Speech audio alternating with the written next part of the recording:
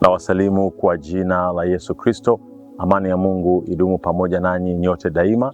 Nipende kuwakaribisha watazamaji na wasikilizaji wa televisheni yetu ya Nuru Ndogo Gizani. Karibuni sana sana sana sana. Na kabla ya kuanza, basi ningewakaribisha tuiname pale tulipo, tusujudu, tunyenyekee, tuonyeshe heshima tunapokwenda kupata ombi. Baba mwema, tunajikabidhi mikononi mwako, uweze kutupa hekima ya kuelewa unaponena nasi, na tuweze kukulia wokovu kwa jina la Yesu Kristo. Amina.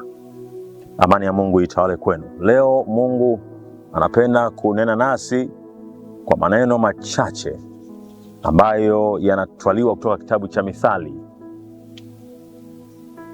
Hazina za uovu hazifai kitu. Ndivyo ambavyo Mithali 10 na ule mstari wa 2 inavyoanza. Hazina za uovu hazifai kitu, bali haki ukuokoa na mauti.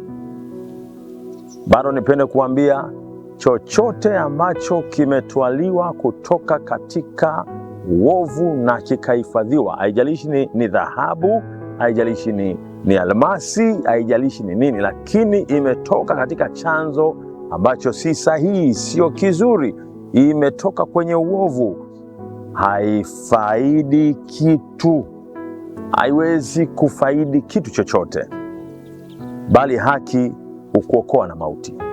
Lakini ukienda mstari wa 3 anasema, Bwana hataiacha nafsi ya mwenye haki ife na njaa, bali tamaa ya mtu mwovu huisukumia mbali. Nafsi ya mwenye haki ife na njaa. Hii ni ahadi ambayo Mungu ameahidi katika maandiko matakatifu. Lakini mstari wa 4 ninaipenda hii, inasema, atendaye mambo kwa mkono mlegevu huwa maskini, bali mkono wake aliye na bidii hutajirisha.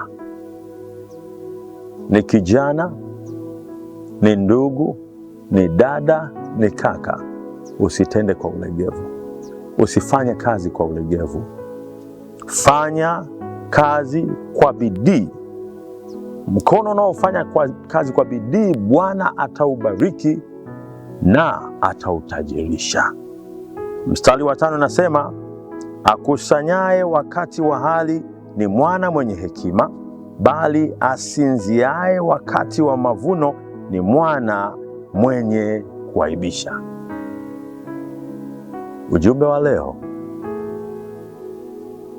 usijikusanyie mambo yoyote katika uovu na kuyahifadhi, bali hudumu katika haki, ukitenda kazi kwa mkono wenye bidii, na Bwana atakutajirisha. Usifanye kwa ulegevu. Ni mambo ya kiuchumi, fanya kwa bidii, si kwa ulegevu.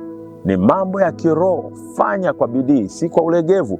Ni mambo ya kimahusiano, kwa bidii, si kwa ulegevu.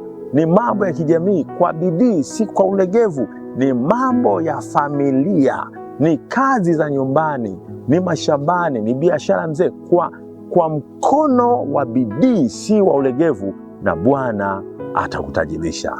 Amani ya Mungu idumu pamoja nawe unapofanya kazi kwa mkono hodari, unapofanya kazi kwa mkono wa bidii. Na baraka ya Mungu inayopatikana katika Mithali 10 mstari wa 4 itaambatana pamoja nawe. Mungu akubariki.